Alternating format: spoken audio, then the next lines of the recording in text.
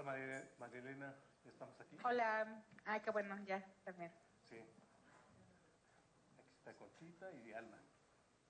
Perfecto, saludos. Hola. Mira, ahí está. Hola, entonces ponemos la... Hola, hola.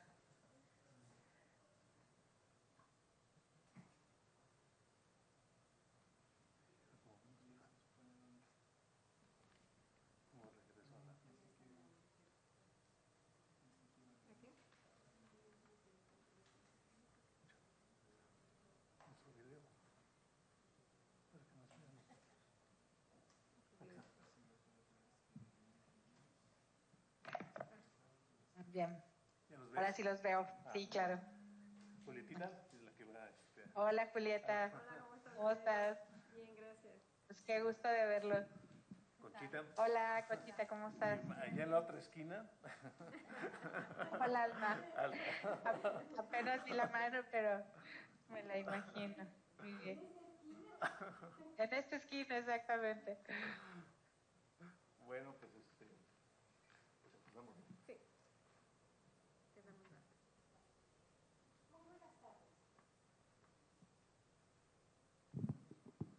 Muy buenas tardes. Saludamos con mucho gusto a quienes nos acompañan el día de hoy aquí, en el auditorio Pablo González Casanova de la Coordinación de Universidad Abierta y Educación a Distancia de la Universidad Nacional Autónoma de México, y a quienes nos siguen vía streaming. También agradecemos su grata presencia. Les damos la más cordial bienvenida al seminario Visiones sobre la mediación tecnológica en educación, a la quinta conferencia Ecología del Conocimiento, la cual se realiza en coordinación con la Dirección General de Cómputo y de Tecnologías de Información y Comunicación de GETIC y el Centro de Ciencias Aplicadas y Desarrollo Tecnológico, CECADET.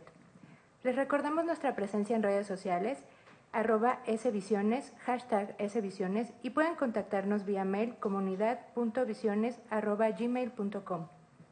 Esta tarde nos acompañan la doctora Alma Herrera Márquez, jefa de la Unidad de Tecnologías para el Aprendizaje en la Facultad de Estudios Superiores Zaragoza, la doctora María Concepción Barrón Tirado, directora de Desarrollo Educativo en la Coordinación de Universidad Abierta y Educación a Distancia, la doctora María Elena Chan Núñez, coordinadora de investigación del Sistema de Universidad Virtual de la Universidad de Guadalajara, y como moderadora, la maestra Julieta Hernández Hernández, académica adscrita a la Coordinación de Universidad Abierta y Educación a Distancia.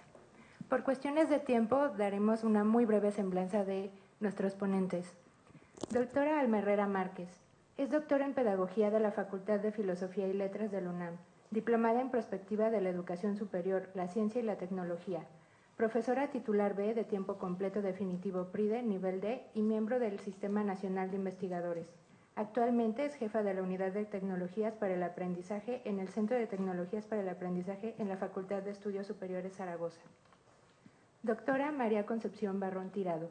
Es maestra y doctora en Pedagogía por la Facultad de Filosofía y Letras de la Universidad Nacional Autónoma de México.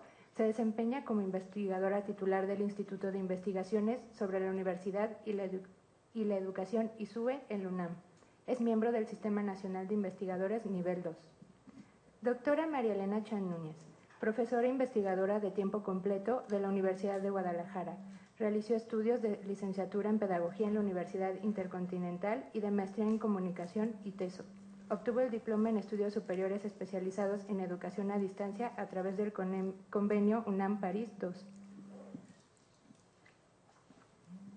Maestra Julieta Hernández Hernández, pedagoga, coordinadora de cursos y diplomados presenciales a distancia y en línea en el área pedagógica didáctica de la CUAED. Cedo la palabra a la maestra Julieta Hernández. Buenas tardes a todos. Me da gusto que estén compartiendo estos espacios con nosotros, tanto aquí en el auditorio como los que se encuentran a distancia. También les recuerdo que está abierto el Face y el Twitter de la página del seminario para que envíen sus preguntas a los ponentes que tenemos ahora. Más que ponencia, es una plática, es una conversación entre las doctoras que tienen mucha experiencia en el ámbito de la educación, en este sentido, en la parte mediada, que es la que vamos a tratar. El tema de hoy es ecología del conocimiento y la dinámica es, vamos a hacer preguntas sobre el tema para tener una plática entre nosotros.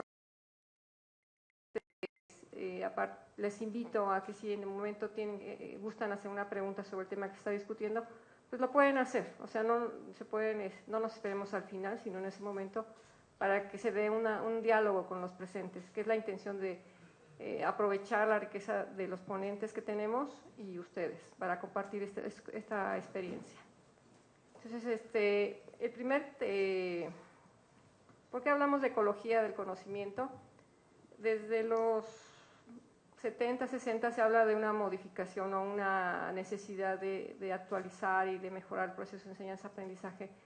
Y bueno, esto ha tenido diferentes procesos históricos. Se habla de ecología de la profundidad, se habla de sistemas deben ser más dinámicos, se habla de teoría de sistemas, en el cual se reconoce que todos debemos estar conectados en procesos de sistematización, de organización, de autorregulación, para mejorar y de compensar las fallas o los aciertos que tuviéramos. Una de las principales, podemos encontrar también los términos de ecosofía, en la cual se habla de términos ecológicos, y la parte filosófica, con el entendido de que todos somos parte de una relación planetaria, en la cual debemos de tener en cuenta esta parte de construcción colectiva. Me gustaría iniciar con la primera pregunta hacia nuestros ponentes. En el término, ¿qué consideran ellas que es la ecología del conocimiento? ¿Por qué se habla de este tema en la actualidad? ¿Por qué es necesario hablar de este tema en la actualidad? ¿Qué nos aporta a nosotros que estamos en esta parte de educación para mejorar nuestro entorno educativo? No sé si empezamos con María Elena Chan. Claro, con gusto. Bueno, antes que nada, muchas gracias por considerarme para esta conversación. Es un lujo poder estar con ustedes hoy, y me hubiera gustado mucho más estar allá, pero gracias que se pueda hacer por este medio. Y bueno, yo creo que yo lo vería, y concuerdo mucho con Julieta, en cuanto a que nos viene del siglo pasado el interés por plantear el aprendizaje, el conocimiento, la inteligencia como una cuestión ambiental. Podemos recordar que tanto Piaget como Vygotsky serían reconocidos como tal vez los primeros que generaron teorías que aunque no se hayan conocido así en ese momento, ahora para nosotros podrían ser claramente ambientalistas. Y que entonces, aunque ahora estemos hablando de ecología del aprendizaje o de ecología del conocimiento, los conceptos no los estamos estrenando, porque realmente yo diría que los primeros ambientalistas del aprendizaje, al menos con reconocimiento y para todos nosotros como educadores, que son como los seminales, digamos, ¿no? Los teóricos seminales de posturas ambientalistas podrían ser ellos, aunque hay muchos más, ¿no? Pero tal vez sean los más reconocidos. Entonces, yo creo que la tecnología, la emergencia de las tecnologías de información y comunicación, han venido a poner sobre la mesa no solo el asunto de eso que considerábamos entornos y contextos para el aprendizaje desde el punto de vista piagetiano o vygotskiano o de Maturana, por ejemplo, en relación a todo los trabajos que hicieron ellos también sobre el conocimiento desde una perspectiva ambiental, sino que tal vez lo más interesante ahora es que hay una parte intangible del ambiente o que es tangible de otras maneras, y se vino a complejizar el concepto de ecosistema, ¿no? Y tal vez por eso es que nos ha venido a preocupar ahora más cómo todo eso que está presente pero que no siempre es visible, se está haciendo como parte de tal cual de interacciones y de adaptaciones a un ambiente en el sentido no metafórico, sino una vivencia que es parte de una ecología que ahora hay que considerar, y que tal vez por eso es que ahora estamos hablando de ello, ¿no? Y como retomando el sentido, pero añadiendo elementos ambientales diferentes. Muy bien. Yo lo vería desde dos perspectivas. Una, desde la propiamente ecológica, o sea, desde la ecología, desde los ecosistemas, cómo los ambientes van determinando la vida, la interacción de todos los elementos que conviven y sobreviven en este ambiente. ¿Sí? Desde el ámbito de la biología, cuando hablamos de los ecosistemas, vemos cómo determinado clima, determinado tipo de agua, determinado tipo de radiación solar, ¿sí? Van a determinar específicamente la vida en ese espacio. Ahora bien, en el ámbito educativo, pensando en ambientes en generales de aprendizaje, porque es donde también empezamos a hablar, cómo se generan ambientes distintos de aprendizaje en función de una serie de elementos, desde cómo se estructura un plan de estudios, desde cómo se estructura o se organiza el trabajo con los estudiantes. Pero para no perderme en este momento, creo que también algo muy importante en una ecología del conocimiento es pensar en dejar de lado una visión positivista de la ciencia, en el que todas las disciplinas, y aquí estoy de acuerdo con Marilena, como las disciplinas desde el punto de vista piagetiano están íntimamente relacionadas. No hay separación entre las disciplinas. Si bien se han construido objetos específicos para cada disciplina bajo esta visión, cada vez vemos cómo se van rompiendo estas barreras y cómo se va creando una interrelación entre todos los objetos, y se han construido diversos objetos, ya sea desde la multidisciplina y actualmente desde la transdisciplina. Bien, buenas tardes a todas y todos. María Elena, Conchita, Julieta, gracias por la invitación y por compartir con ustedes algunas ideas. A mí me gusta pensar que la temática de la ecología del conocimiento es una temática que nos abre mucho al debate y a la controversia, porque efectivamente es una noción que emana del campo de la biología en el siglo XIX y que de alguna manera se ha venido o ha venido permeando o ampliando su ámbito de comprensión hacia otros campos. Y aquí me parece que hay dos asuntos que pudiéramos considerar. Si la noción de ecología o el concepto de ecología tiene que ver con su raíz etimológica, que quiere decir oikos o casa, entonces nos tendría que quedar de alguna manera como una invitación pensar que de lo que estamos hablando es de la casa del conocimiento en el siglo XXI. Y esa noción me parece que abre muchas perspectivas porque nos lleva o nos conduce a poder determinar cuáles son las relaciones que se establecen entre sí con los distintos aspectos o procesos que articulan el medio, el entorno en el que se vive. Y si pensamos en educación y hacemos una transferencia de estos conceptos al ámbito educativo, me parece que en educación, si hablamos de ecología del conocimiento, tendríamos que pensar en procesos de interacción, de distribución, de abundancia de número y organización en la biología son de especies, pero en el caso de nosotros son de ecosistemas, y un ecosistema fundamental es el ecosistema de aprendizaje. Y si lo vemos desde esa manera, por supuesto que creo que avanzamos en esta idea de romper con la tradición derivada, como señalaba Conchita, del paradigma positivista, rompiendo el paradigma de la simplicidad para tener otros enfoques epistemológicos que por lo menos inviten a una mayor articulación entre los procesos y entre los sistemas. Si es así, entonces tendremos que ver que un ecosistema de aprendizaje se inserta en el horizonte de una ecología del conocimiento. Y así sí tiene mucho sentido, porque dejamos de ver la parte solamente aislada para ver el ecosistema de aprendizaje articulado a su vez por otro subconjunto de nociones y por otro subconjunto de propuestas que están en la base de lo que queremos plantear.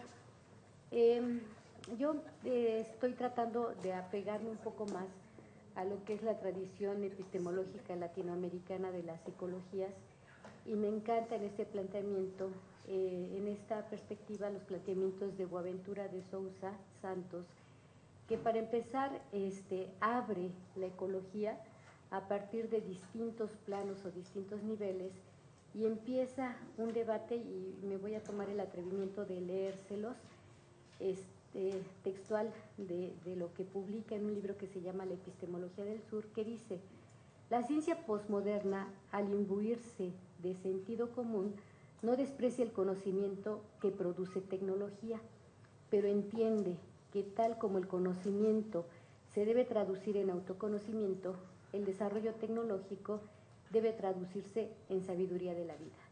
Y si esto es así, y si hablamos de ecosistemas de aprendizaje, o sea, también estamos hablando de otros aspectos que involucran no solamente la esfera cognitiva, sino que involucran en torno al ecosistema de aprendizaje otros planos.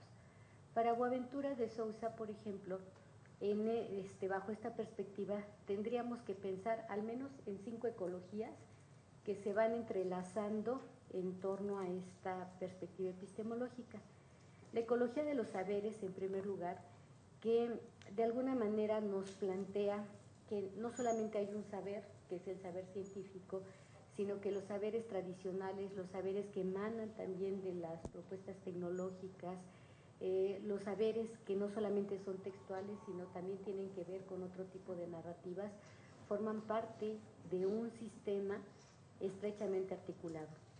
La ecología de las temporalidades, que me parece un asunto fundamental, porque nos obliga a pensar el tiempo en una óptica dinámica, no solamente el tiempo presente y el aquí y el ahora y el de corto plazo, sino el tiempo en una redefinición fundamental donde los tiempos convergen pero también se nutren mutuamente, donde también se replantean en términos globalmente distintos. Y cuando pasemos a la etapa del currículum, creo que ahí también habrá que retomar mucho de este nivel de discusión. La ecología de los reconocimientos, que de alguna manera tiene que ver con el respeto a la voz del otro y que sí rompe con la tradición pedagógica tradicional, en el sentido de que solamente un actor es el que posee todo el saber y los demás actores, o sea, los estudiantes, son los que reciben todo ese saber.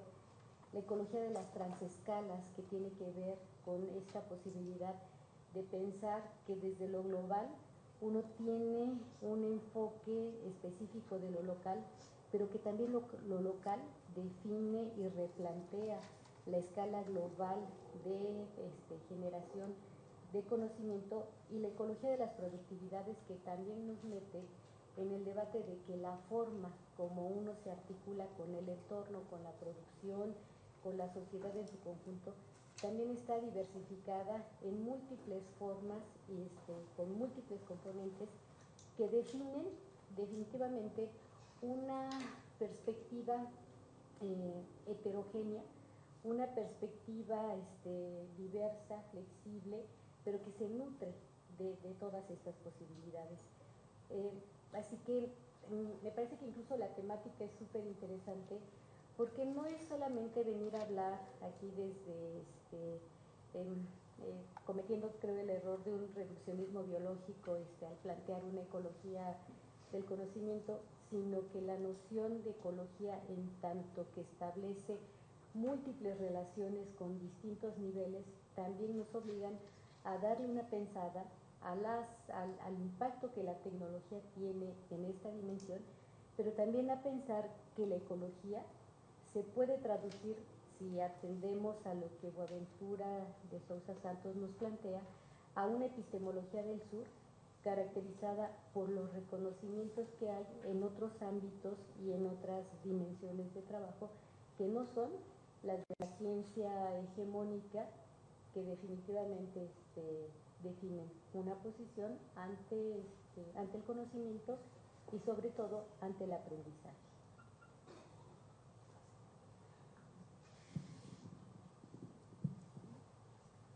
Sí, como vemos, sabemos, el término ecología tiene varias connotaciones, implica en este caso en la educación esa integridad o esos elementos que no reducen el término hacia la educación, sino que es más amplio, ¿no? O sea, no enfocarlo nada más a lo que la institución dice, sino que en este momento hay diferentes mecanismos, como digamos, está la sociedad líquida, los procesos de inteligencia colectiva, las sociedades digitales, cómo se van construyendo. Y cómo todo esto va articulando precisamente este ecosistema en el cual es una parte planetaria, o sea, no estamos diciendo en el sentido de que se ha segmentado la educación o se ha atomizado desde el punto positivista a estudiar entes separados como una forma de estudio. Esto nos daría paso a la siguiente pregunta. ¿Cómo se articularía esta producción de conocimiento en esta sociedad, como decía, líquida, en el cual no es tangible, no se ve, o sea, no se ve cómo se va construyendo, pero se está creando, se está creando conocimiento, se está difundiendo información, se están creando nuevas sociedades. La misma sociedad impulsa nuevas formas de construcción de conocimiento. Y en sería una pregunta, ¿qué papel juegan este tipo de interacciones en la construcción de este conocimiento? ¿Cómo pudiéramos entender este tipo de interacciones? ¿Y cómo serían los espacios educativos si consideramos en este tipo de interacciones que se van construyendo? Entonces, no sé si le damos la palabra a María Elena.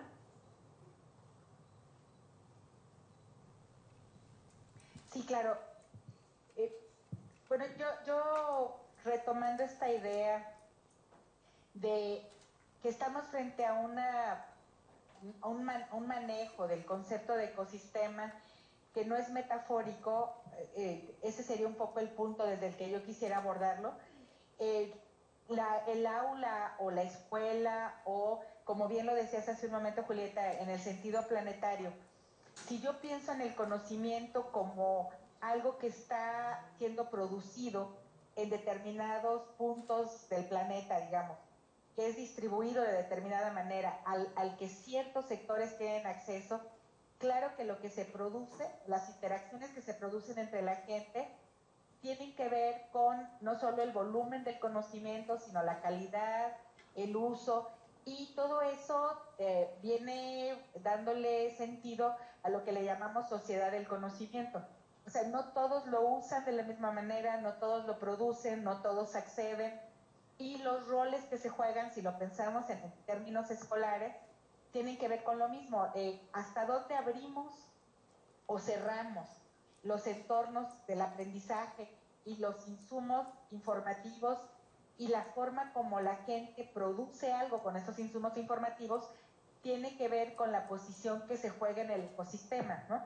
Entonces, bueno, me gustaría compartir, no sé si se alcanza a ver bien, pero voy a tratar de compartir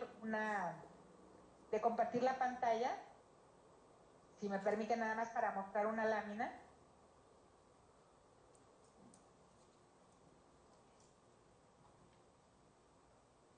No sé si se alcanza a ver el esquema. ¿No? A ver, ¿allí?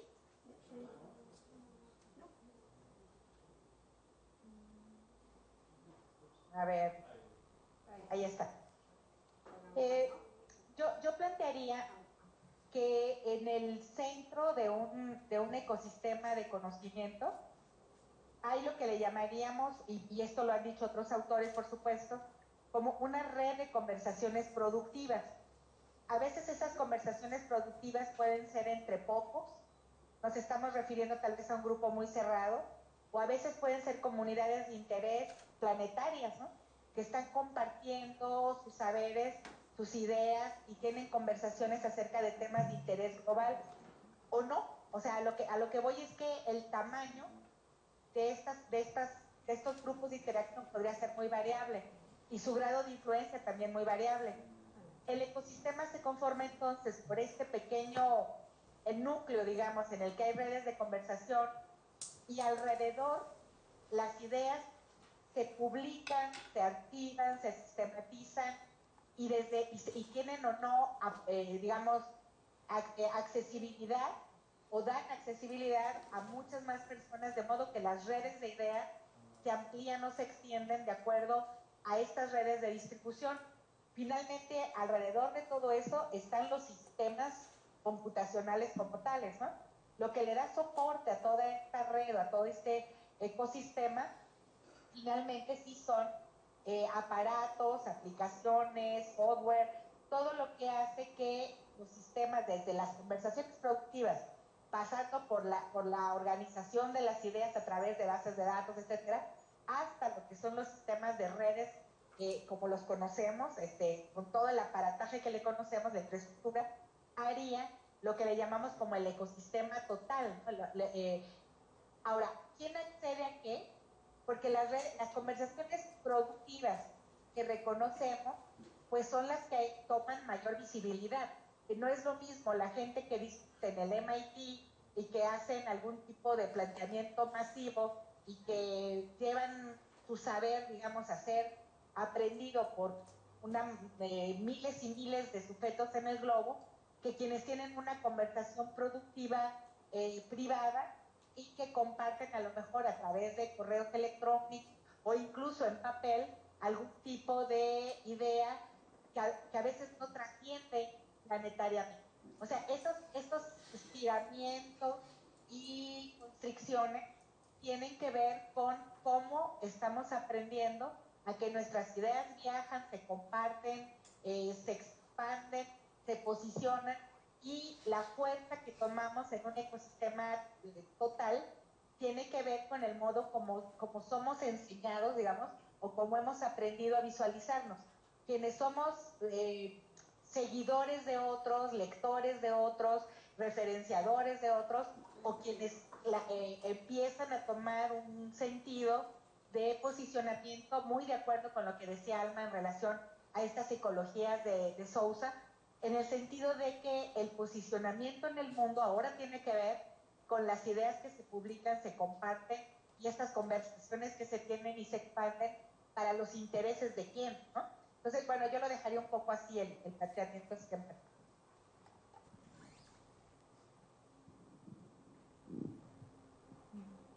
Yo creo que hay varias cosas que podríamos señalar.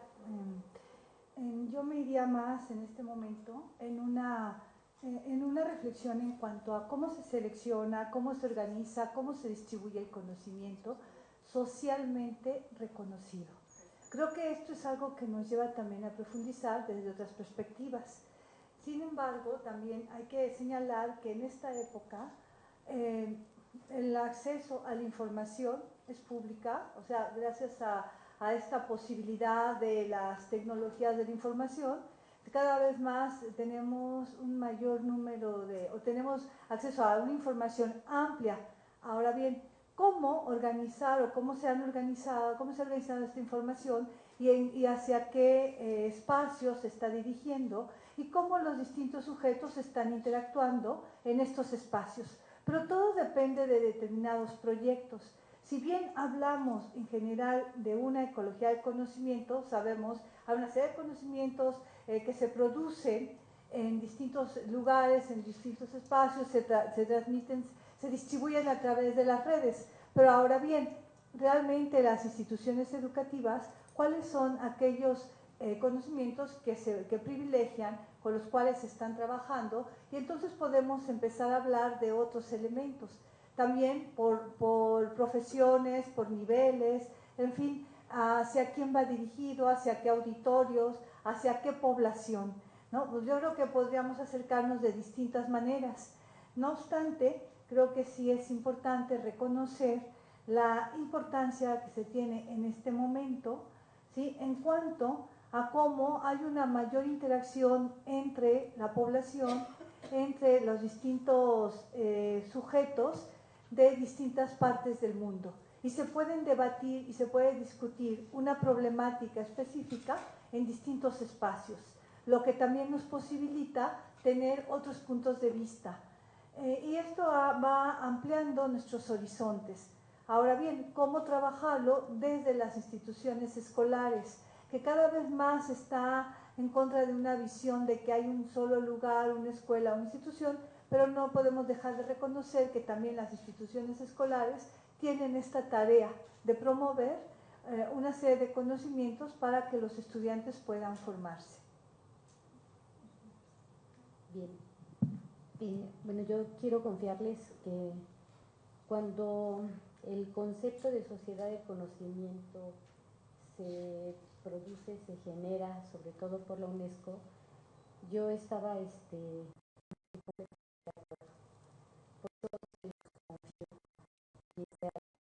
me citan, los desconozco. Porque de alguna manera la UNESCO había venido planteando un conjunto muy importante de propuestas en torno a la necesidad de hacer el conocimiento la base del desarrollo o del desarrollo más simétrico, más sustentable, con mayor impacto social. El problema del concepto, me parece, es que se nos desdibuja en su abstracción. Y tiene como que múltiples implicaciones, porque entre otras cosas parecería que solamente desde el 2005 el conocimiento constituye una base de articulación con lo social, con el entorno y demás, y no es así. Hay otras propuestas que me parecen que pudiéramos retomar en este sentido. La primera, por ejemplo, es pensar que la humanidad, en términos generales, ha venido reconstruyéndose y reconstruyendo sus ecosistemas y sus ecologías y demás a partir de movimientos revolucionarios que han cambiado no solamente nuestros conceptos, sino que han cambiado nuestra cosmovisión, y eso implica la forma como nos relacionamos con el universo.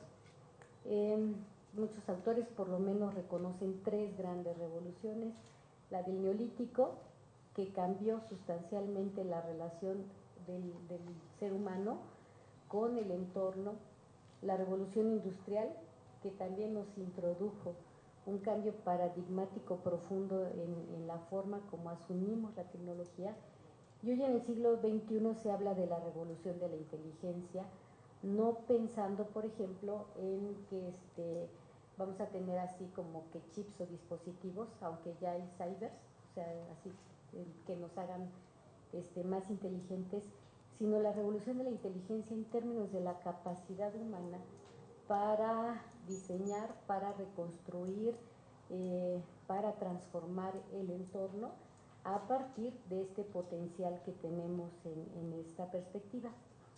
Si esto es así, implicaría que incluso tenemos que romper con la noción, con la visión misma de conocimiento, y me parece que sí es tiempo de empezar a pensar en una ciencia transgresora.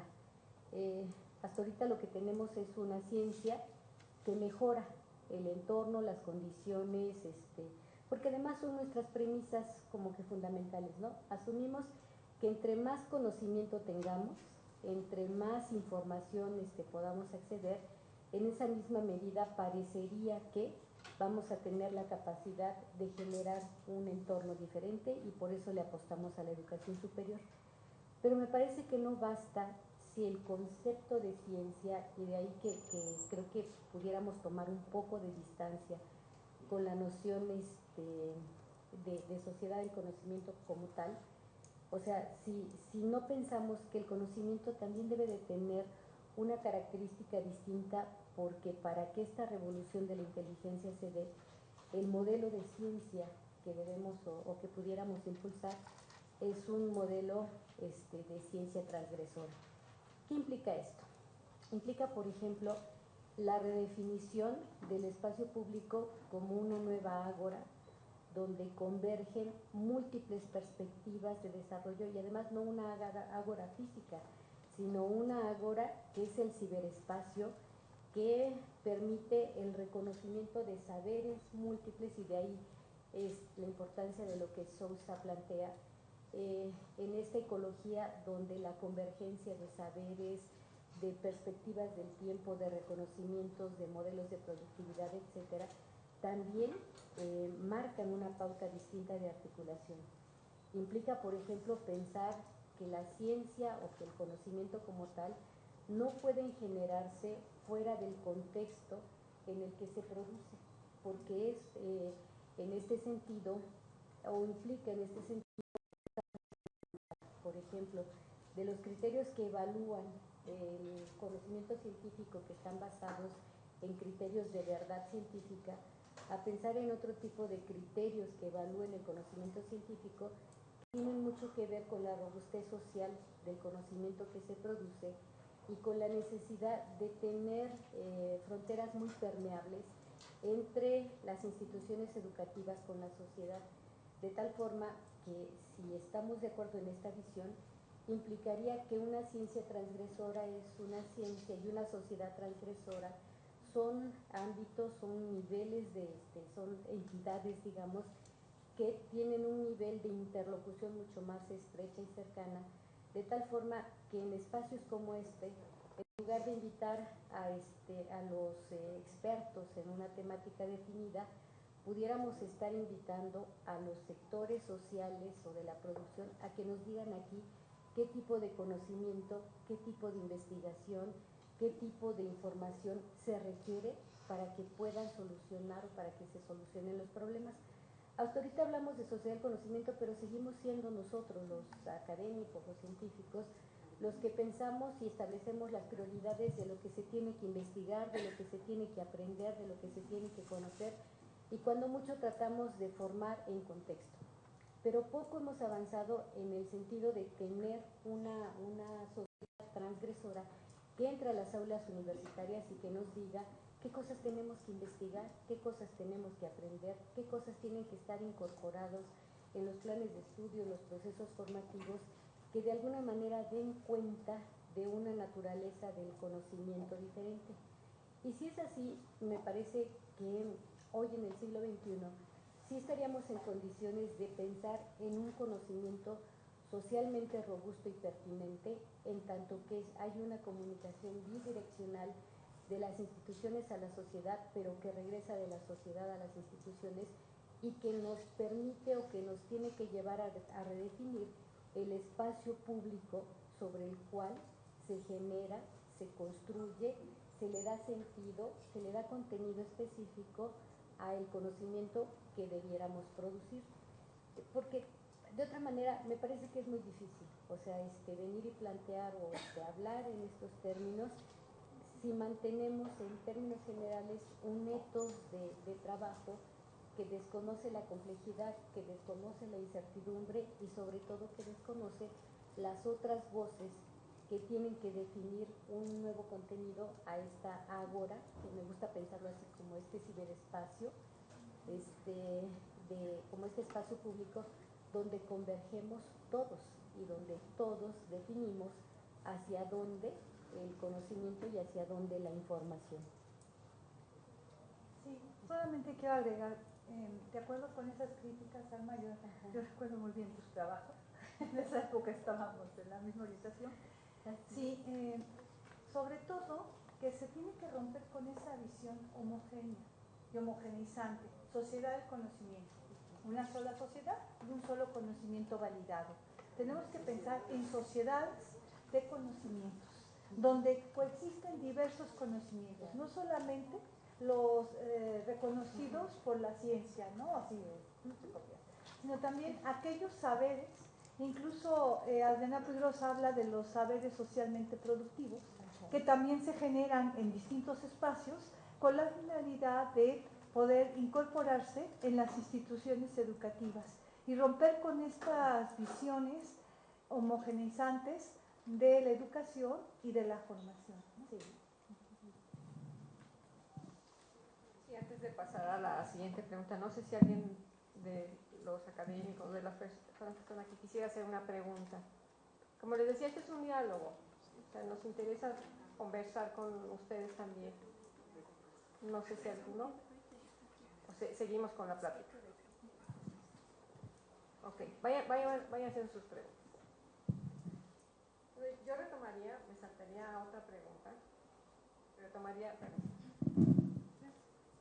lo que señaló Conchita, Alma y María Elena, en el sentido cómo interaccionan cómo se da esta interacción, producción de conocimiento en las redes, cómo se está construyendo este tipo de información y cómo se genera el conocimiento en la cual también se rompe en estos esquemas de sectores que solamente se dedican a lo que son reconocidos académicamente, porque antes el conocimiento era en los centros de investigación, en las escuelas, ahora está generando espacio en estos ambientes sociales.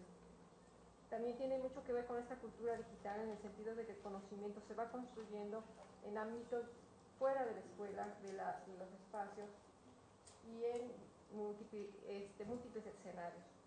Entonces ahí sí me gustaría abordar la parte curricular, porque es un tema interesante que nos está obligando también a cuestionar si la escuela en este sentido, como está estructurada y como ha venido funcionando, da cuenta o da respuesta a esas necesidades que tenemos actualmente.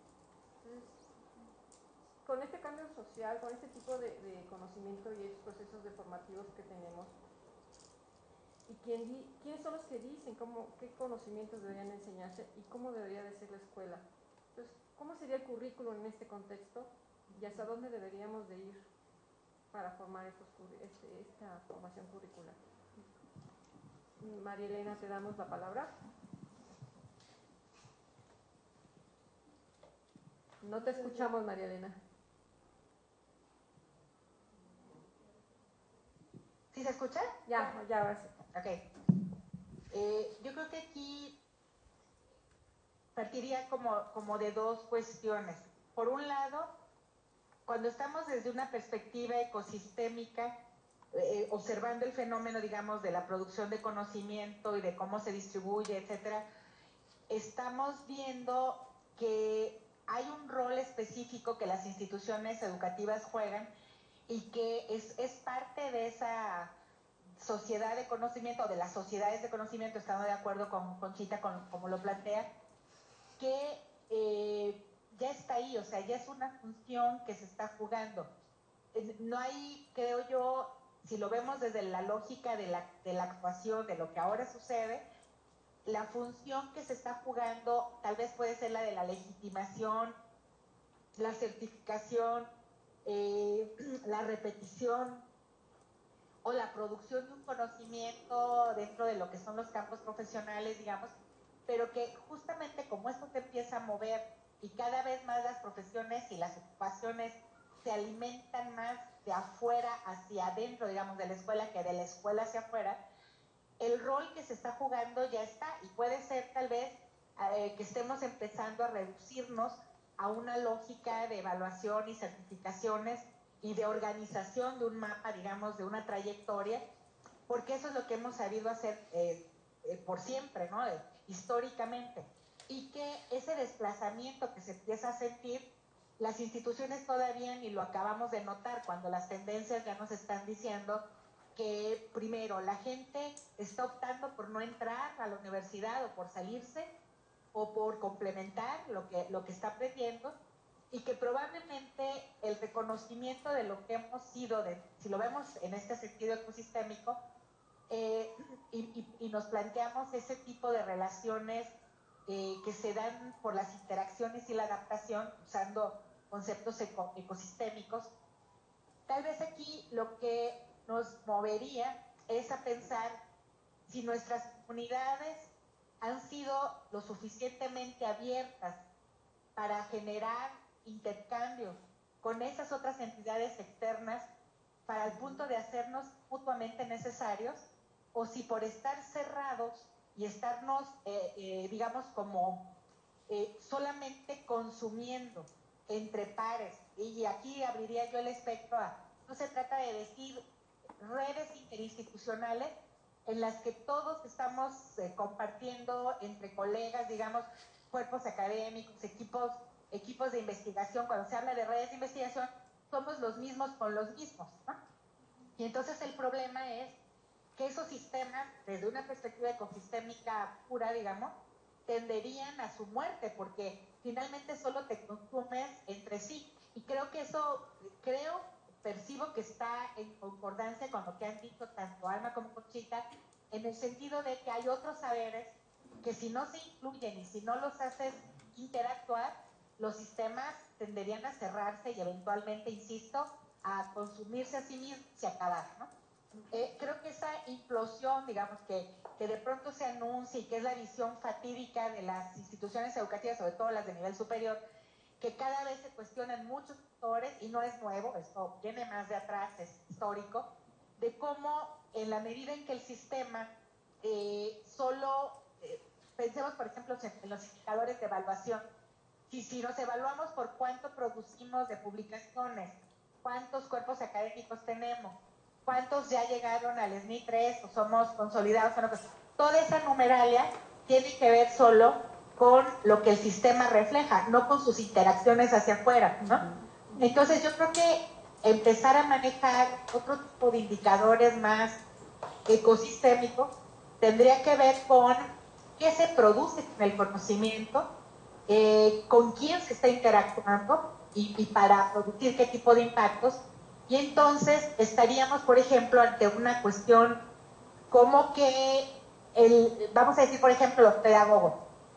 Yo soy pedagoga y yo diría, ¿por qué me interesa que quienes estamos haciendo pedagogía de la virtualidad o educación, estudios de los temas educativos, desde una perspectiva integrada, interdisciplinaria, ¿por qué me interesa que esa comunidad persista, se expanda, se vuelva un nodo de referencia para otras comunidades? Tendría que ver con cómo me visualizo dentro de un ecosistema amplio como alguien que alimenta ideas o que promueve determinadas posturas por un buen vivir, por una buena convivencia o con algún fin que tiene, digamos, un sentido más allá de la pervivencia mía en la planta académica de mi institución. ¿Sí me explico? O sea, el sentido comunitario del saber y del conocimiento tendríamos que valorarlo sistémicamente desde una lógica de ¿qué hemos buscado las profesiones, las ciencias, las organizaciones gremiales respecto a un bienestar social que seguimos persiguiendo? Y la universidad tendría que enfocarse, creo yo, desde esa lógica, como qué tanto logramos expandir comunidades y fortalecer comunidades y redes, más allá de los indicadores que nos han estado moviendo en los últimos años, como para poder ser reconocidos, ¿no? Reconocidos más allá del, insisto, del indicador que nos da con qué vivir. Y yo creo que la legitimidad de nuestro posicionamiento desde este punto de vista pues es político y es social y requiere de estrategia, porque cuando uno observa un fenómeno, vamos a poner un fenómeno muy cercano, como es el de los mocos. ¿Por qué hacer cursos masivos? No es un planteamiento inocente, ¿no? Tiene que ver con cómo te legitimas, te posicionas, te articulas, identificas otras comunidades, identificas talentos, y entonces son fórmulas que tal vez todavía nos estamos quedando cortos cuando lo más que estamos buscando a veces es actualizar el plan de estudios, ¿no?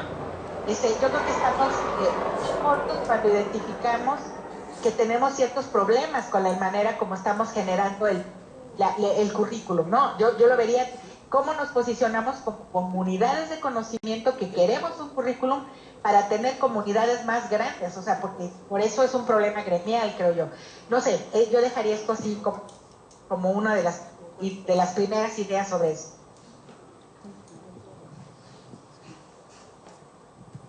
Bueno, yo identifico varias tensiones. Creo que cuando uno habla del currículum, se va uno a los autores más clásicos en el campo, tanto a Taba como a Tyler, y entonces vemos cómo la estructuración del currículum responde al perfil, a los objetivos, a los contenidos. Y entonces, por muchos años, el control estuvo a través de los contenidos. Se dejaba toda la experiencia a los profesores y a los estudiantes. Y aquí nosotros empezamos a ver cómo se transita hacia otras situaciones en la que el alumno tiene la posibilidad de interactuar con el contenido de distinta manera. A pesar de que hay una serie de prescripciones, la posibilidad de interactuar con esos conocimientos, con esos contenidos, con los otros compañeros, da otra opción, y también los propios profesores, lo que ha llevado a repensar incluso la reestructuración curricular a partir de crear ambientes personalizados de aprendizaje, dado que no todos los estudiantes manejan la misma información. No, hay intereses distintos en los estudiantes. Si bien hay determinados contenidos que cubrir y que cumplir, también es muy importante reconocer que las estrategias para acceder a esos contenidos dependen de las posibilidades reales de cada estudiante, ya no solamente de que se le diga al alumno, ahora responde en un foro, ahora sube tu pregunta. Ese es el resultado, ese es el resultado. Si vamos, ¿qué estrategias se están generando los estudiantes para poder subir esa información a su foro? ¿Qué estrategia genera el docente para poder diseñar, en fin, para llevar a cabo su planeación didáctica? Creo que esta es una parte que todavía habrá que trabajar mucho más, porque si no, seguimos pensando situaciones nuevas con perspectivas tradicionales, ni siquiera digo antiguas ni tradicionalistas. Así es la lógica del campo del currículum, ¿no?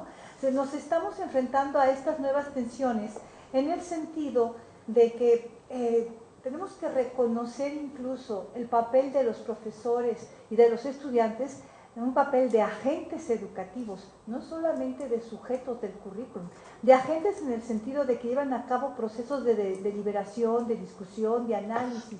Es decir, ustedes lo ven cuando imparten un curso, ¿no?, en línea. Ustedes pueden solicitar que realicen determinadas actividades en determinado tiempo y los alumnos lo hacen en sus tiempos, en sus momentos, cuando quieren, con sus estrategias, en fin. Y no se trata de que controlemos todo esto, se trata de reconocer cómo están cambiando las formas de interactuar de los estudiantes con los contenidos y con los profesores, y de los profesores con los estudiantes. Creo que aquí nos enfrentamos a grandes retos y todavía más se complejiza esto cuando queremos evaluar con la misma lógica todas estas estrategias diferenciadas, ¿sí? Podemos evaluar a los estudiantes cuando se está pensando de otra manera. Hay lógicas distintas, que yo creo que es parte del trabajo que se tiene que realizar y de la investigación que tenemos que llevar a cabo en estos momentos, ¿no? A mí me gusta mucho el planteamiento de Conchita cuando habla de las tensiones, porque efectivamente creo que estamos en ese contexto. Y también pienso en lo que Marilena nos convoca a pensar en la redefinición de las instituciones. Pero tengo problemas, porque como todos, o sea, quiero atender a lo que señala Bauman. En este contexto sociodigital hay modernidades que convergen.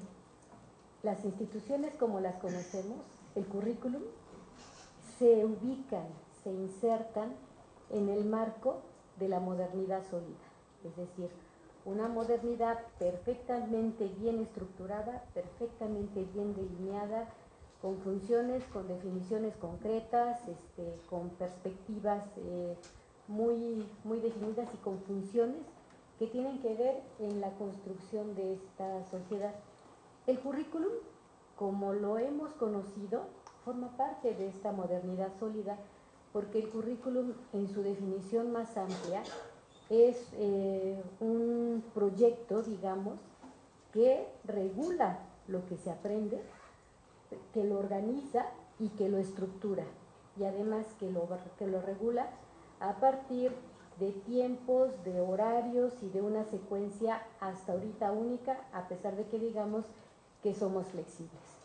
Es decir, desde una estructura institucional se define quién aprende, qué aprende, en qué secuencia se tiene que aprender, y además evaluamos todo eso con un criterio único aludiendo a todo esto.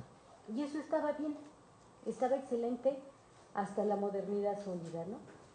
Pero Bauman nos mete en demasiados problemas cuando plantea una modernidad líquida, que todo esto lo desdibuja, que todo esto fluye a una velocidad impresionante y que además se nutre de un entorno sociodigital que también se puede entender, vaya, su naturaleza, a partir de que lo sostiene es una cultura digital distinta y por eso la perspectiva de una ecología o de un ecosistema de aprendizaje así nos mueve tanto a la reflexión y a la acción. Yo en realidad no sé todavía qué tipo de cambios acelerados y paradigmáticos tendríamos que impulsar para tener modelos institucionales o instituciones que respondan de una manera más alineada a lo que está ocurriendo. Y como nuestras instituciones, la verdad, son paquidermos con elefantiasis, lo que nos está pasando es que en el entorno hay cambios que no están esperando a que nosotros nos pongamos de acuerdo si lo hacemos o no. Hay tecnologías que son disruptivas, o sea, que ya están modificando incluso la forma en que se entiende y en que se apropia lo que se tiene que aprender. Y Conchita ya lo decía hace rato cuando decía, bueno, la verdad es que, por ejemplo, todas estas tecnologías que otorgan medallas digitales, cuando uno toma un curso abierto, que no es institucional, que es informal y que aprende muchas cosas, o sea, quien decide tomarlo, lo decide porque tiene una motivación de aprendizaje fundamental, ya sea de conocer en términos generales o ya sea porque lo requiere para entender o ejecutar mejor un trabajo en la producción. Y no son programas estructurados, regulados, organizados, acreditados de manera institucional. O sea, María Elena lo decía muy bien. ¿Qué están haciendo ahorita las instituciones? Pues certifican y legitiman. Pero la verdad, el mercado de trabajo ya no necesita que nosotros como institución certifiquemos o legitimemos, porque lo que el mercado de trabajo requiere es gente que demuestre que posee determinado tipo de habilidades complejas para desarrollar un trabajo en ese sentido.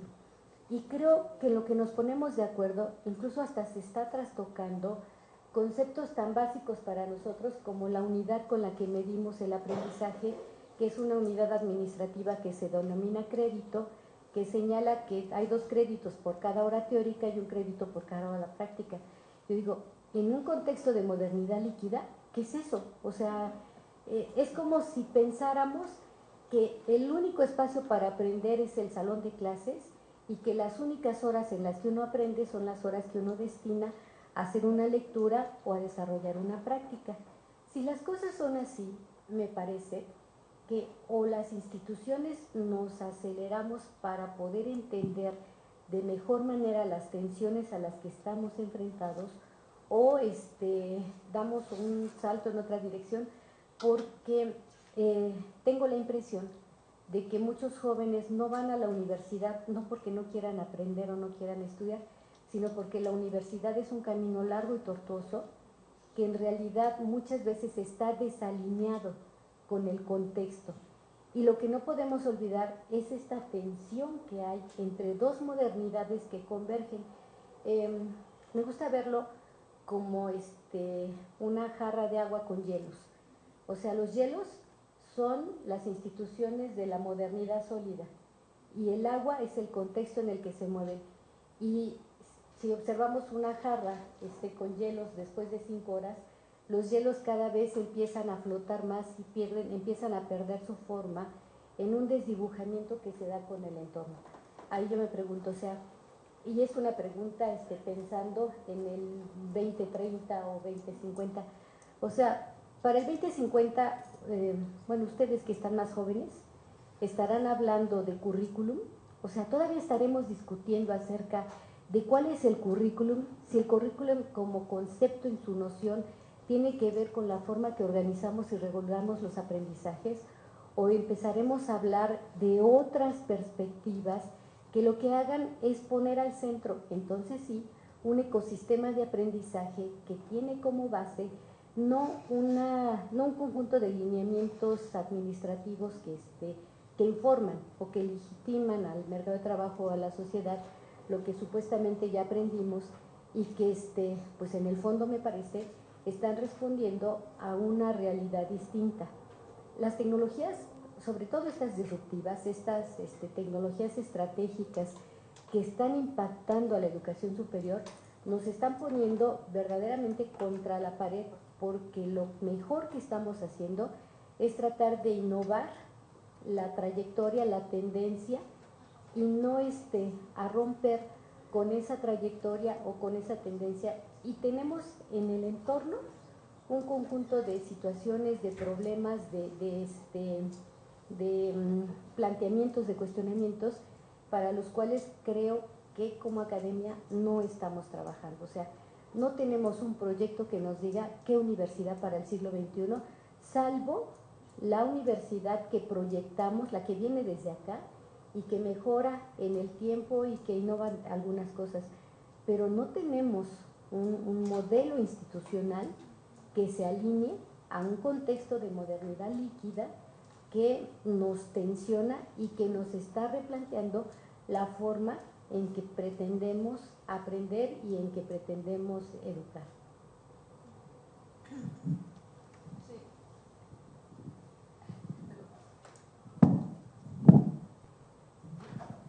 Tenemos una pregunta aquí.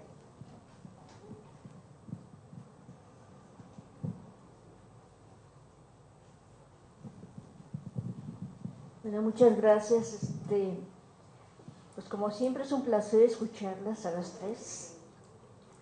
Y tanto, bueno, por todo lo que ustedes han estado hablando, yo empecé a reflexionar, bueno, ¿y qué papel en este marco de ecología del aprendizaje juegan las competencias? No como la certificación que maneja así señora, sino qué papel juegan las competencias en la ecología del aprendizaje frente a las instituciones.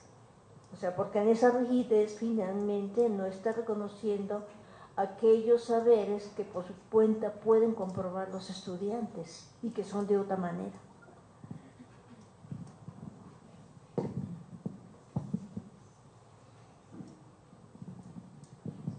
No sé. Yo creo que tendríamos que pensar en la cultura que se está generando. Parte de ello son las competencias. Pero ¿qué se está exigiendo en esta nueva ecología del conocimiento? No solamente que se pueda identificar un conocimiento, que se pueda aplicar, que se pueda hacer uso de él, ¿no? Del conocimiento. Entonces, no es solamente las competencias como tales, sino en el contexto en el cual se está trabajando y la forma como se está abordando. Creo que tendríamos que verlo de manera interrelacionada, ¿no? Cómo están interactuando todos estos elementos y entre ellas las competencias, porque si no, otra vez aparecería en el discurso las competencias por un lado, los planes por otro, o los vamos pegando, ¿no? Así se les ocurre que empezó, por ejemplo, todo el sistema de competencias en este país, empieza por educación superior, luego se pasan a preescolar y luego se acordaron de educación media y luego ya se fueron a básica, ¿no? O sea, y así se hizo toda la reforma, ¿no? Por competencias, pero no se vio de manera integral qué es lo que se está buscando, hacia dónde, de qué manera vamos nosotros a utilizar esos saberes, esos conocimientos, esas habilidades, ¿sí? Para, ¿con qué sentido, no? Yo creo que el concepto de competencia está sujeto a un enorme debate. Su origen tiene que ver con un mercado de trabajo muy definido, muy estructurado, y bueno, ahí, por ejemplo, coincido mucho con Habermas cuando señala que de lo que se trata es de ser competente para el mundo de la vida. Y competente para el mundo de la vida no implica una certificación de lo que se sabe hacer. Competente para el mundo de la vida significa esta capacidad para transferir habilidades complejas de pensamiento, para observar el mundo, para transformarlo, para reconstruirlo, para rediseñarlo. Pero creo que la noción no nos ayuda porque es una noción conceptualmente muy manoseada. El solo hecho de decir competencia, ya a los que están a favor y en contra, ya nos ubica en una posición que no nos permite tomar una distancia de vigilancia epistemológica para poder entender el mismo concepto. Y es verdad, o sea, en México tuvimos una pésima reforma, que desdibujó todavía más la noción y el concepto de competencia y que no nos permite avanzar. A mí por lo menos me gusta pensar más en habilidades complejas de pensamiento, como esta capacidad de poder diseñar el mundo de otra manera y a partir de estos diseños integrales poderlos articular, generando acciones estratégicas distribuidas socialmente, donde bajo el reconocimiento de las capacidades y de la inteligencia colectiva podamos apostarle a una mejor forma de vivir o un mejor horizonte para el siglo XXI. Así que pues realmente no sé ni siquiera si debamos seguir discutiendo el sí o el no de las competencias como propuesta formativa, pero creo que sí hay que hacer otras cosas, muchas otras cosas más, cuando hablamos de formación humana. Sí, María Elena quiere comentarnos algo. Sí, yo creo que si tomamos el concepto de competencia, perdón, el término de competencia, más como una categoría que como un concepto, es decir, si nos salimos de los debates en torno a qué tanto nos estamos refiriendo a competencia laboral, profesional, etcétera, yo creo que como categoría caben muchas cosas adentro y yo creo que no es nada despreciable todo el esfuerzo. Coincido en que ha sido desordenado, que no en todos los niveles escolares se ha trabajado a fondo, pero me parece que no tenemos que volver a empezar de cero, sino aprovechar lo mejor de lo que se ha desarrollado, y creo que en el bachillerato, por ejemplo, el esfuerzo ha sido más contundente e interesante. Por ahí habría muchas cosas que retomar. Y si yo me apego a la categoría competencia, me gustaría pensar en que si estoy planteando desde una perspectiva ecológica del aprendizaje del conocimiento, la competencia, tendría yo que referirme probablemente a nuevas competencias, no lo sé hasta dónde son nuevas, pero nosotros hemos estado trabajando en la línea de lo que le llamamos competencia cibercultural, tratando de identificar que justamente la inteligencia colectiva, la gestión del conocimiento, la gestión de la información, la comunicación entre la gente, no son cosas que se pueden resolver sin una formación deliberada. Es decir, la gente no porque accede a la información está aprendiendo a gestionar el conocimiento, ni siquiera a gestionar la información. No porque están utilizando las redes o estamos utilizando las redes sociales estamos aprendiendo a comunicarnos. No porque estamos utilizando todo esto la inteligencia colectiva se genera como por arte de magia, porque para todo eso hay que aprender, o hay aprendizajes, o hay que desarrollar esa capacidad. Y entonces a mí la verdad no me estorba el concepto competencia si lo tomo como como un objetivo, como un propósito, digamos, para darnos cuenta de que en este momento muy poco estamos haciendo por ese tipo de habilidades que yo también coincido en que son complejas y que no solo son habilidades mentales, pasan por el dominio de ciertos artefactos y aplicaciones más en el terreno como de ciertos patrones para poder manejarlos más que de cada una de las aplicaciones en sí misma, y que por eso lo cibercultural está mediado por la tecnología, pero para generar conocimiento.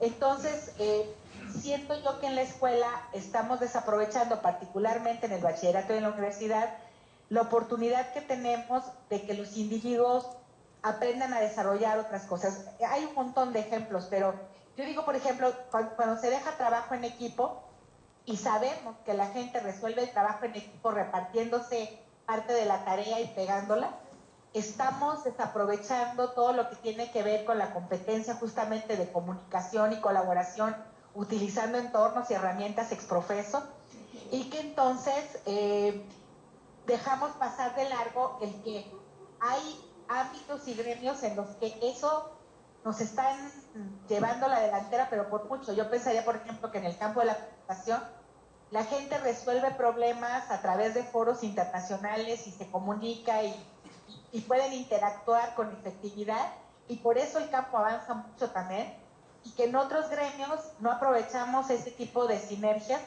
y justo por falta de un entrenamiento para volvernos conectores y gente que pregunta, etcétera, ¿no?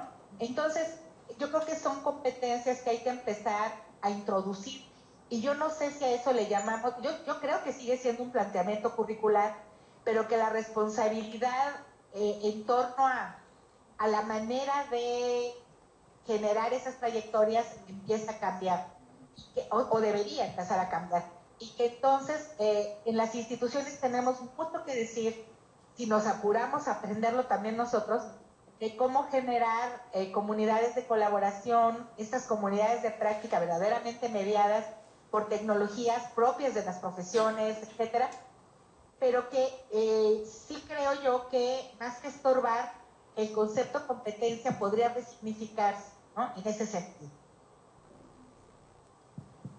Tenemos una participación. Gracias, buenas tardes a todos. Comparto mucho lo que dice la maestra Barrón, la doctora Barrón, perdón, en el sentido de las tensiones que maneja, me encanta la manera de abordarlo, porque manejó el concepto de currículum y el papel de los profesores. Yo creo que nos faltaron aquí profundizar un poquito, se dio el salto muy grande de currículum, ¿no? Se nos pasó lo que es el plan y el programa de estudios. Pero de alguna manera, cuando habla la maestra Barrón que dice que los contenidos son los que están guiando el ser y el hacer de la escuela, sí, pero el hacer está mucho en nuestras manos. El docente tiene una autonomía relativa para formarse uno y ser docente. O sea, profundizar en el compromiso de ser docente, formarnos para lograr eso que queremos, que los alumnos sean autogestivos, colaboradores con aprendizaje autónomo, que es lo que se está dando ahorita, y para que también participemos en foros para evaluar estas sociedades de conocimiento que se están generando. Pero sin formación no podemos hacer nada, porque nos vamos por modas. Y perdón que lo diga, pero nuestra universidad se plagó de la moda de las competencias, precisamente como eslogan y sin profundizar ahí en qué se quería. Difiere un tanto en que ya no se necesitaría certificación de algunas disciplinas. Esto sería de acuerdo al objeto de estudio. En el caso de la medicina, yo no me atrevería a ponerme en manos de un médico que no esté certificado por una sociedad de conocimiento específica. No sé los demás, cada quien lo puede hacer como quiera, ¿sí? O una enfermera. O sea, depende del objeto de estudio y de la manera de abordarlo. Me encantó también un aspecto que dijo María Elena en el sentido, de alguna manera u otra, palabras más, palabras menos, eso de socializar un poco el conocimiento hacia las comunidades. Nos ha faltado mucho. Y recuerden que una función sustantiva de las universidades públicas es esa, vincularse con la sociedad. Parte del vínculo de la sociedad a través del docente es con la formación para ver los distintos ambientes de donde vienen nuestros alumnos y así mediar la manera en que ellos puedan acceder. Yo creo que aquí, dentro de la pregunta concreta, ya que me eché este rollo innecesario, tal vez era el marco para la pregunta, perdón. ¿Qué papel juega la formación del docente en esta ecología del conocimiento? Muchas gracias.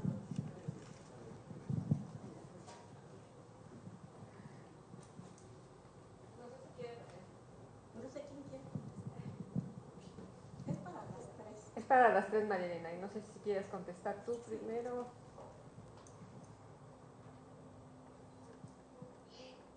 Bueno, yo creo que por supuesto es importantísimo pensar en el docente. De hecho, mi intervención en relación a lo que la universidad, el papel que juega la institución educativa de nivel superior, tiene como parte de lo que serían como comunidades científicas, gremiales, profesionales, pues justo tiene que ver con el profesorado y su vínculo, ¿no? En términos de academia o como se quiera ver, pero es un colectivo.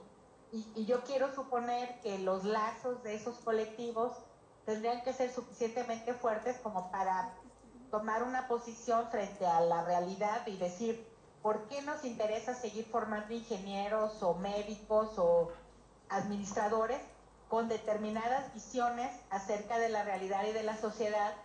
Porque finalmente somos, supongo todavía, bastión de un conocimiento para el bienestar o el bien común que no necesariamente tienen otras organizaciones que también producen conocimiento.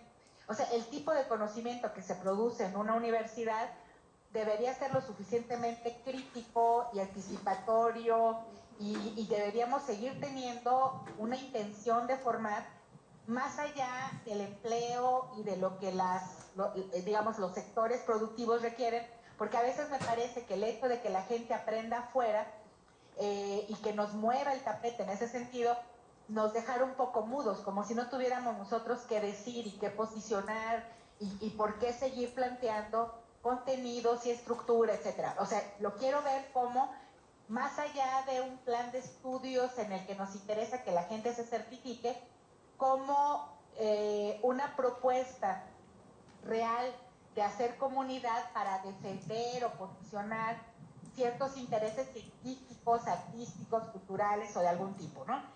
Y si lo vamos a hacer así, tendríamos que tener alguna estrategia. El docente, creo yo que seguramente en este momento puede ser el que facilite o se plantee la manera de conectar a los sujetos en esas redes más amplias en las que él mismo está conectado, o invitar y configurar esas comunidades con una posición muy clara como de lo que se quiere promover, sea en términos éticos, políticos, insisto, científicos, todo unido. Y para eso tenemos las herramientas, ¿no? Las herramientas tecnológicas, y las tecnológicas no solo en el sentido de la computación, de la digitalización, sino la tecnología misma del conocimiento, ¿no? La tecnología de la comunicación también. Entonces, el docente probablemente no tiene un dominio del tipo, cuando yo ponía el esquema del ecosistema, lo que tiene que ver más con el software, el hardware y todo esto que cambia de una manera, digamos, muy dinámica. Probablemente el docente no puede quedar atrás del dominio de las estrategias de conocimiento. Los artefactos van a seguir cambiando y tal vez lo que tenemos que aprender como docentes es a ir siguiendo las pautas de esas herramientas para el conocimiento, pero poniéndolas en manos de los estudiantes. Es decir, los estudiantes deben resolver el cómo acceden, con qué acceden, pero nosotros debemos, como docentes, resolver los retos que les ponemos, ¿no? Los desafíos que les ponemos. Y entonces, esa es la mediación. O sea, yo creo que los docentes no podemos renunciar a esa mediación en el sentido de identificar lo relevante socialmente, relevante como producto de conocimiento, y cómo esperamos que los estudiantes produzcan, indaguen, generen algo más, publiquen, se posicionen, se conciban como nodos de otros, etcétera. Y eso es algo nuevo. O sea, creo yo que la formación docente tendría que ir como por esos caminos de qué necesitan estos nómadas del conocimiento, que se ha dado en llamar así también como a estas generaciones que van a estar cambiando constantemente de tecnología, constantemente de paradigmas, pero con un acompañamiento, digamos, nosotros debiéramos hacer sus aseguradores, de algún modo, de que están desarrollando esas habilidades complejas o visto desde las competencias ciberculturales. Yo creo que el papel docente es acompañar y desarrollar eso que va a ser más permanente, que es como lo que le llamamos competencia cibercultural, considerando estas 4 que yo decía, ¿no? Cómo los acompañamos en la gestión de información, gestión de conocimiento, toma de decisiones con base en la inteligencia colectiva y el dominio de la comunicación.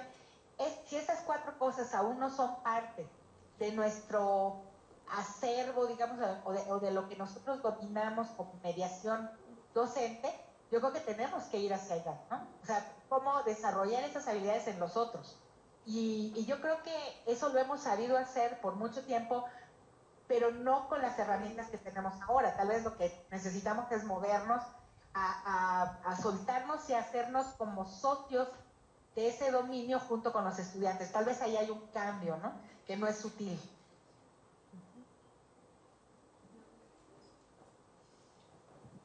Bueno, solo para complementar algunas cuestiones que me gustaría señalar. Una, si bien en la actualidad se habla del aprendizaje centrado en el estudiante, sí es importante reconocer que quien diseña y organiza una serie de estrategias para que el alumno aprenda, para propiciar estos aprendizajes, es el docente.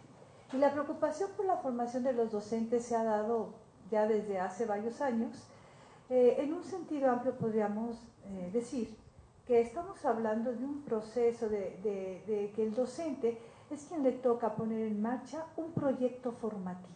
Un proyecto formativo, estamos formando estudiantes, vamos a formarlos, ya sea por objetivos, por competencias o como se le quiera denominar según la moda, pero realmente lo que está en juego es un proyecto formativo, un proyecto de formación.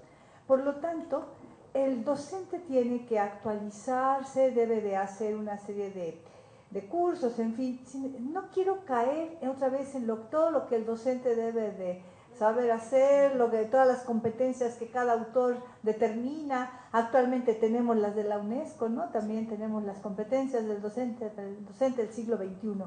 Y aquí sí me parece muy importante, aquí sí retomo a Perrenot cuando señala que hay dos elementos clave en la formación de los docentes. Uno es la implicación, que significa que el docente se comprometa con su entorno, se comprometa con el estudiante, que no solamente maneje determinados contenidos, sino que pueda manejar lo que sucede en su contexto.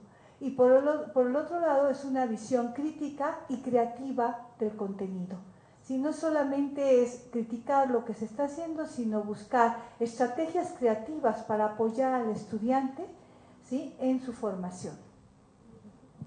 Y bueno, igual en esta línea, me parece que el docente en el siglo XXI sí tiene un papel clave, en tanto que es diseñador de contextos. O sea, cuando Conchita dice, o sea, un docente que a partir del contexto de implicación reflexione éticamente acerca del impacto de su propio ejercicio y sobre esta base pueda autovalorar incluso su capacidad para generar contextos para aprendizaje, o sea, representa un avance distinto. Yo no sé, pero yo ya no creo tanto en el asunto de la actualización a través de la misma estrategia de cursos y diplomados y seminarios y talleres, porque creo que si debe haber un cambio en todos estos procesos, tendría que partir también de pensar a los procesos formativos en contexto. O sea, formamos a los docentes en espacios académicos específicos, y si llegan y los aplican en el salón, en el aula, en el taller, en el laboratorio, pues está bien, y si no, pues no. O sea, no puede ser así. O sea, creo que la formación sí tiene que abarcar el proceso de implicación en contexto de aplicación, pero que el docente tiene que transformarse en un diseñador de contextos. ¿Qué diseña? Hace un diseño de aprendizaje, porque solamente un docente experto en la materia puede determinar, por ejemplo, cuáles son los estilos de pensamiento científico, las habilidades complejas de pensamiento que son inherentes a su campo de estudio. Tiene que hacer un diseño comunicacional, porque no es lo mismo dirigirse a una audiencia de cierto nivel con ciertas características si no consideramos, o sea, los intereses, las motivaciones, la formación, los estilos, las rutas de aprendizaje que los estudiantes tienen.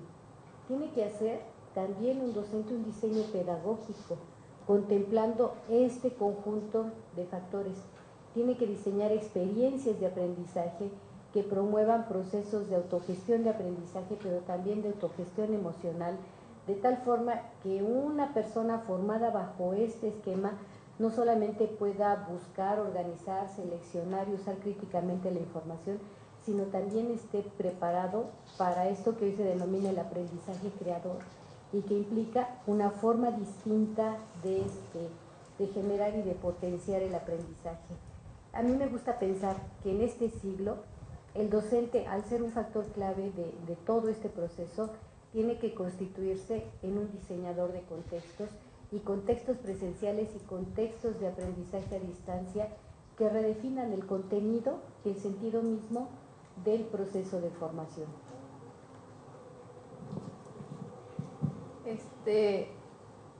Hay muchas preguntas, ¿no? Hay varias, aquí tenemos en el público. Me gustaría leer algunas de las que nos han llegado por Twitter y por el Face. Dice, de acuerdo con la epistemología de Kuhn, ¿es posible decir que la ecología del conocimiento es un nuevo paradigma en educación? ¿Cuál es el rol de los MOOC en la legitimación de una ecología del conocimiento? ¿Se podría decir que la ecología del conocimiento permite la democratización de los modelos de instrucción y aprendizaje? ¿Una ecología del conocimiento requiere de un currículum flexible o de otra estructura distinta que organice los conocimientos? ¿Qué hacemos? ¿Qué hacemos? ¿Le damos? Son preguntas grandes y también aquí tenemos preguntas. Entonces, nos las llevamos a las mesas. Entonces aquí le damos la palabra al público, a Marilena y a Víctor, para ya ir cerrando porque ya se nos acaba el tiempo. A mí me gustó mucho la pregunta, digamos, en el sentido de, a partir de que lo nombramos o de que el concepto de ecología del conocimiento circula más, ¿quiere decir que esto es una nueva realidad? Yo diría definitivamente no. O sea, yo creo que ecología del conocimiento hubo en las cavernas, ¿no? O sea, en el sentido de que el hombre de las cavernas tuvo que aprender con eso que estaba en su entorno y a eso le podríamos llamar ecología del conocimiento, aunque en ese momento nadie lo hubiera estudiado. Una cosa es el objeto ecología del conocimiento, otra cosa es la ecología del conocimiento como realidad, ¿no? Entonces, me parece que no estamos ante un fenómeno nuevo. Yo insistiría en que lo que es nuevo es que esa ecología se ha complejizado porque ya no nada más es territorial, porque no nada más se aprende de lo que se tiene a la mano físicamente, digamos, porque no se aprende solo de las representaciones mentales de nuestro profesor al explicarnos frente al pizarrón, y porque tenemos entonces ahora un acceso e interacciones que expanden terriblemente lo que sería el entorno cotidiano para aprender, ¿no? Y para conocer. Para mí esa es la diferencia, y si lo tomamos así, digamos, los cambios están más en cómo reconocemos todas esas nuevas herramientas, en la aceptación que hacen o no del modo como estamos expandiendo el conocimiento. A veces, aunque las estemos utilizando, vamos a decir, si yo utilizo tecnología en el aula y la presentación sigue siendo los contenidos que mi profesor tomó de un libro de texto de hace, o sea, el que se ha venido haciendo nueva edición desde hace 20 años o X número de años, la forma de expandir el conocimiento no cambia de si fuera el texto a si se está usando la tecnología. Lo mismo si les pido tareas en un entorno de aprendizaje, incluyendo los MOOCs. Vamos a decir, un MOOC convencional, en donde hay un profesor dictando cátedra y se hace una autoevaluación de lo que el profesor dictó, no tiene ninguna diferencia en términos de ecología de conocimiento de lo que se podría haber hecho en un aula cerrada, nada más que lo van a tomar 1000. Pero si el MOOC tiene previstas interacciones entre gente de Inglaterra con los de España y los de México, los de Nicaragua, lo que se va a producir en esas interacciones interculturalmente podría dar otras posibilidades. No es fácil una respuesta de sí o no, o esta cuestión de la legitimación, porque ni los MOOC son todos iguales, ni están sirviendo para lo mismo, pero el fenómeno yo creo que es muy interesante para ejemplificar estas cuestiones de la ecología del conocimiento, porque puede a veces ser sistemas muy cerrados o sistemas que realmente están ayudando a expandir cuando se trata de trabajar la masividad como una oportunidad intercultural y no solamente como un registro de datos para poder identificar los talentos geográficamente en donde se encuentran, incluso para captarlos para el trabajo, que puede ser una de las finalidades interesantes de lo que está sucediendo con los MOOC. Entonces, no sé si me explico, pero si lo vemos como novedad, yo diría que no tanto lo nuevo de la ecología pasa en sí por el uso de la herramienta o la tendencia, sino la integración de varios factores que tienen que ver sobre todo con cómo se amplifica el concepto de red y de interacciones a nivel global, local o con algún tipo de escala, pero con una intencionalidad de generar esas interacciones. Yo creo que esa es la diferencia en el concepto y que estamos apenas en el camino de definir cómo trabajarlo. Yo creo que son cosas todavía muy nuevas, ¿no? En lo que tiene que ver con la teorización sobre el aprendizaje.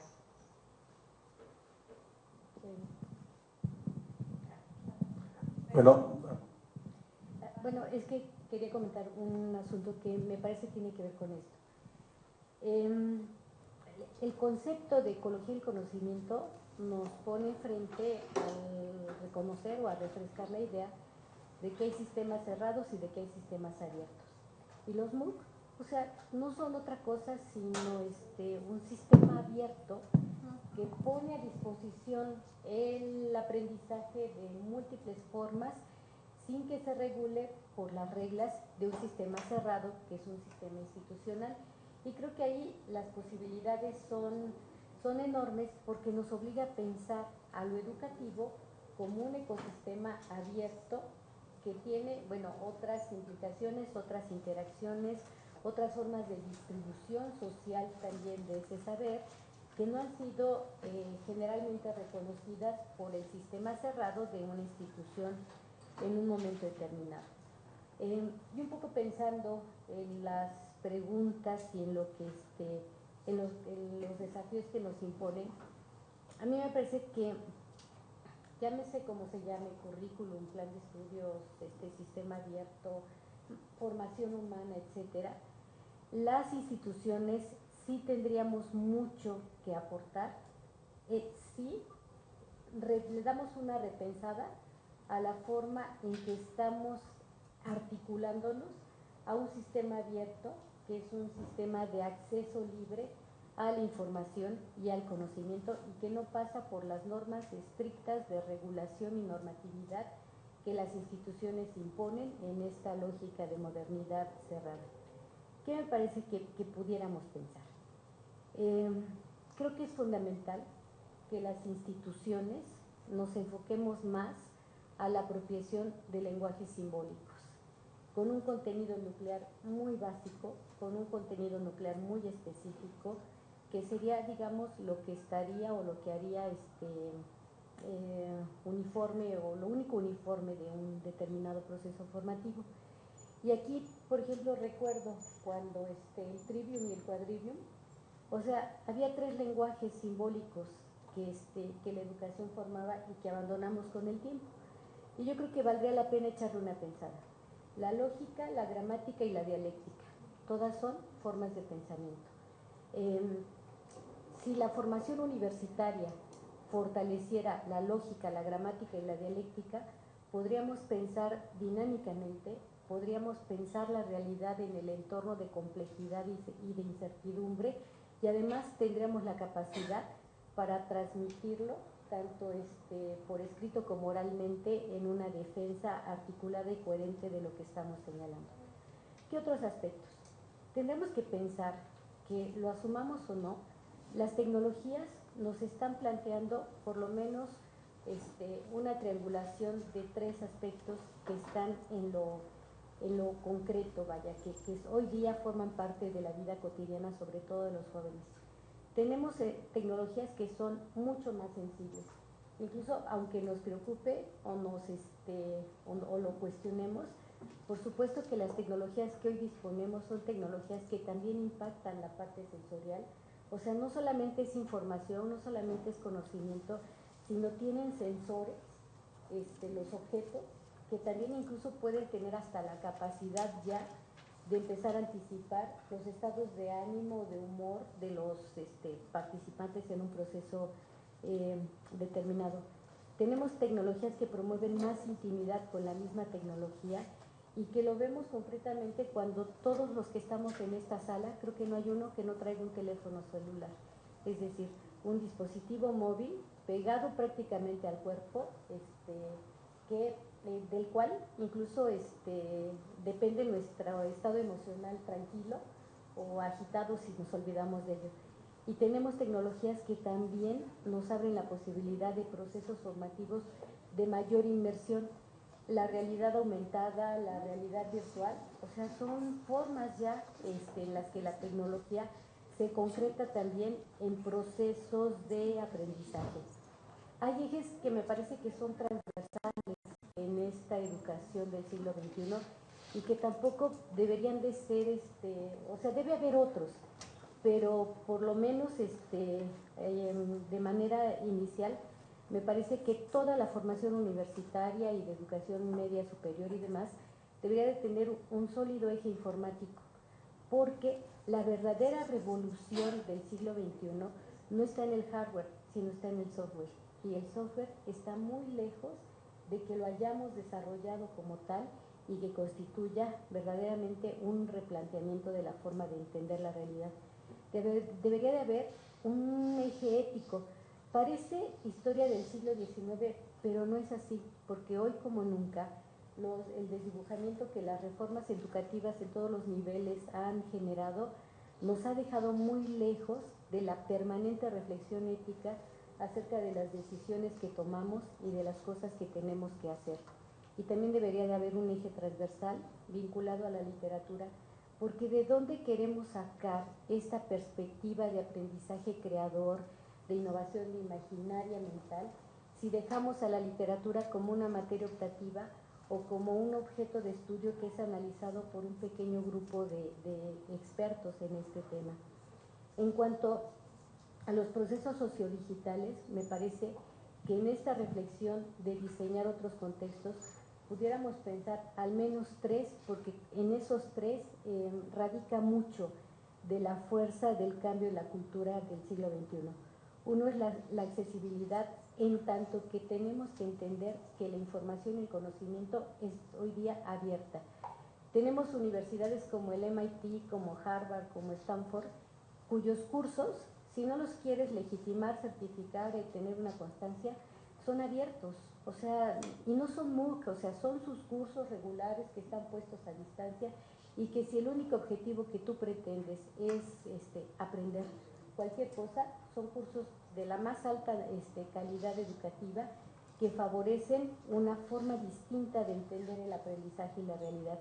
La hipertextualidad no como el hipertexto, sino la hipertextualidad como la capacidad humana de establecer conexiones entre ámbitos, entre dimensiones, entre campos de conocimiento aparentemente desarticuladas, pero cuya comprensión requiere de este eslabonamiento de niveles, y la interactividad como esta capacidad humana de poder no solamente tener un mayor nivel de acercamiento o de construcción de un conocimiento, sino que también nos permitiría pensar en la posibilidad de darle una encarnación distinta a esto que llamamos las redes de colaboración, las redes de trabajo, las comunidades de práctica, las comunidades de aprendizaje. Y en cuanto al conocimiento, me parece que tendríamos que estar pensando en tres procesos que sí son inherentes a las ecologías y que en un inicio comenté porque caracterizan lo que es una ecología, que es la distribución del conocimiento, la organización del conocimiento y la abundancia de información, que son asuntos que no hemos resuelto en estas perspectivas simplemente porque hemos estado concentrados en una lógica de pensamiento que me parece que todavía no acaba de alinearse a los desafíos y a la complejidad del siglo XXI.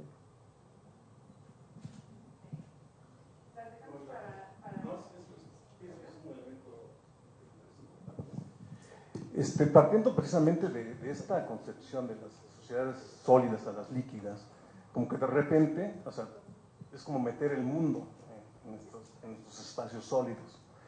Y cuando lo vamos abriendo nos damos cuenta de que se habla de ética, de conocimiento, podemos hablar de sabiduría, de sentimientos, de muchas cuestiones.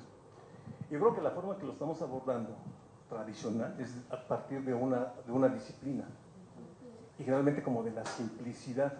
Creo que tendríamos que invertir, empezar a ver los problemas desde la complejidad, porque es lo que nos permitirá poder entender un poco más con la transdisciplinaridad para poder abordar el problema. Yo creo que todos los actores, nosotros estamos formados por la disciplinaridad, pero ya se está invirtiendo. Me acabo de dar cuenta, por ejemplo, en la UAM, en sus cursos que son para todas sus carreras, dan un curso de complejidad, porque es otra forma de comprender el problema. Porque no creo que, si no nos alcanza para la comprensión, sino desde un principio partimos que el problema es complejo y que se requiere de otras disciplinas. Yo incluso eso de lo que menciona María Elena, como de estas, que decías de la cybercultura en las competencias, creo que habría que agregar también el de pensar los problemas desde la complejidad. Pensar también en la parte transdisciplinaria para poder, desde un principio, abordar el conocimiento desde esta perspectiva.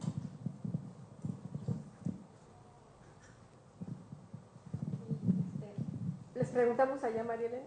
Okay. Magdalena, perdón. Se nos ha terminado el tiempo. El tema es muy amplio. Hablar de ecología de conocimiento es un tema nuevo que tenemos que ir construyendo poco a poco.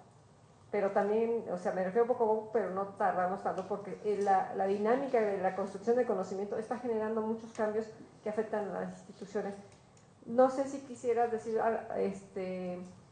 algunos comentarios de cierre, María Elena. También le pedimos a Conchita. Sí, claro. Bueno, básicamente agradecerles nuevamente la invitación y ha sido un privilegio compartir tanto con Alma como con Conchita y contigo, Julieta, y los que están en la sala y que han compartido tantos comentarios tan ricos. Muchas gracias. Y además de saludarlos, pues aprovecho también para invitarlos.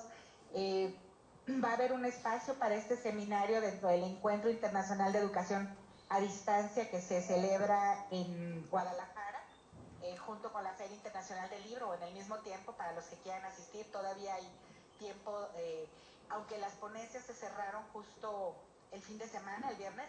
Si alguno estuviera interesado, a nosotros nos interesa mucho decir que estamos abriendo el concepto, ya no es solo el encuentro de educación a distancia, sino que estamos abordando el tercer encuentro ya de educación y cultura en ambientes virtuales para discutir estos temas y particularmente lo que tiene que ver con complejidad. Entonces, encantadísimos de recibir trabajos no solo relativos a la educación a distancia, sino a lo que está pasando con los conceptos como los que ustedes han venido manejando en este seminario. Entonces, si alguien quiere, están las puertas abiertas, o se ponen de acuerdo también con Víctor a través de lo que es el mismo seminario y bueno, nos encantaría recibirlos.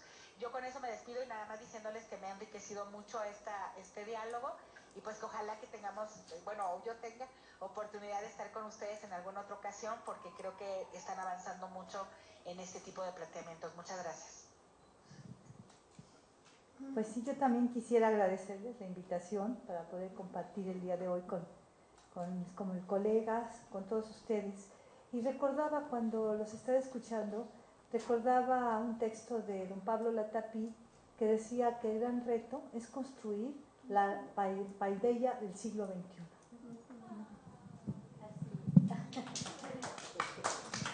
Yo también nada más agradecer, en verdad cada planteamiento es un desafío para nuestras propias reflexiones, ¿no? Entonces, pues mil gracias a los organizadores del seminario por obligarnos a pensar más en los desafíos que en las recetas de cocina. Sí, esa es la intención. Bueno, agradecemos a todos los presentes en el auditorio, también a los que están a distancia. Nos llegaron más preguntas. Se las voy a leer porque luego dice, es que mandé una pregunta y no me la... Se las voy a leer. ¿Podríamos hablar de una formación ética para los usuarios de los ecosistemas del conocimiento? ¿Qué legislación puede ser pertinente para apoyar a una sociedad que gestione el conocimiento? ¿La ecología del conocimiento es compatible con el pensamiento crítico?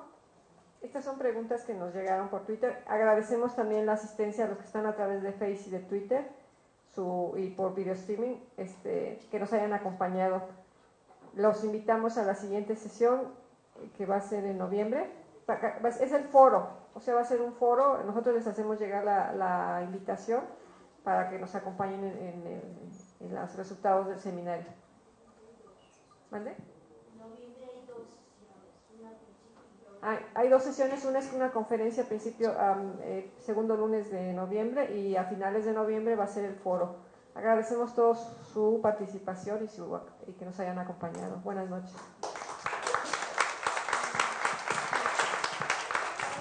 Bye, María Elena.